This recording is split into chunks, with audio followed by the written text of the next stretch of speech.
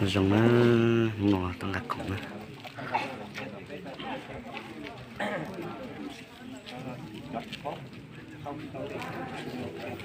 cử nó không nó biết cho nó vậy cho sợ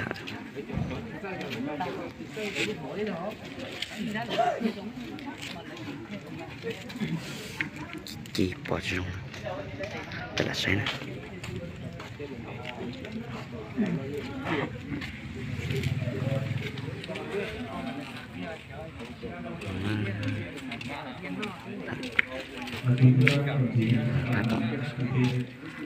hai bậc mua một tí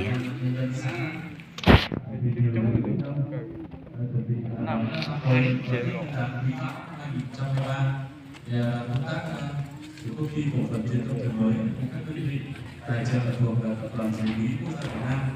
và các đơn vị tổ chức cá nhân phối hợp với viên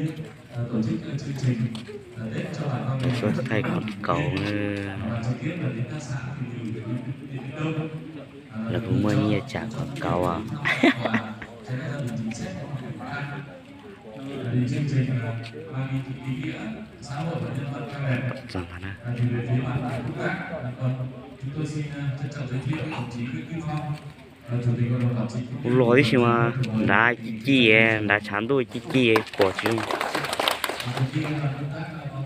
Nó to.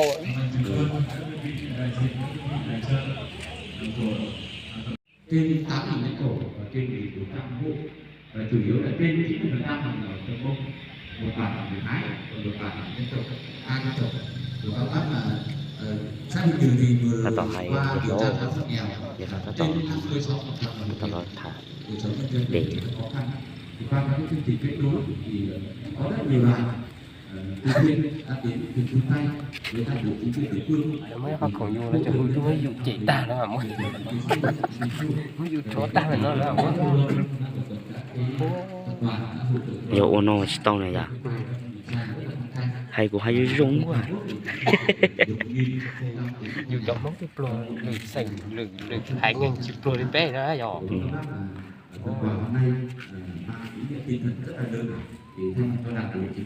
tiếp theo là Thảo A Chúa, từ bạn Thảo Sai, Thảo A Chúa, Hạ Chống Tà, Sùng A Chúa, Hạ Áp Đùa, Hạ A Chúa, A Chúa, Thảo Sa, Thảo Sa, Thảo A Chúa, Hạ Chống Tà, Sùng A Chúa, Hạ Áp Đùa, Hạ A Chúa. 5 người của bạn Thảo Sa. lấy cho anh có cái dưa lò thôi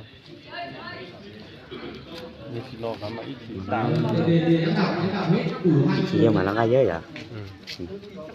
chỉ cho mà nó ngay dùng gạo áo dày dùng gạo áo tề lấy chủ cho ảnh nữa giờ hãy chào các bạn giờ đi giờ tao cho mà lo lọ giờ thì ấy bây giờ chỉ tao đi cho mà lo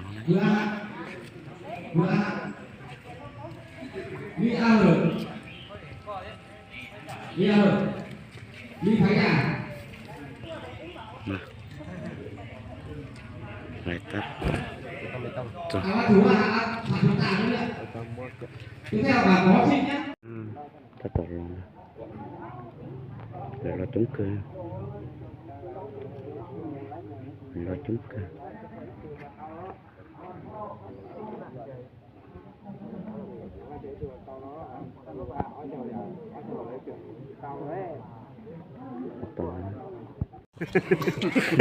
xin mời các đồng chí công an cho mì tô mà nó cho tổng một khủng pli này là mới cho mấy qua đó cho máy em mua nó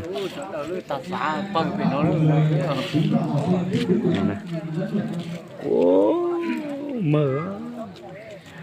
sợ tung cho hái thì gì cái là sẽ nó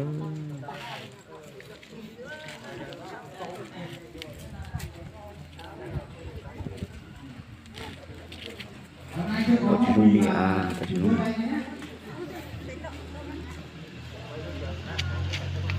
ta cái tô tại cái lúc không bị mua về chơi của ta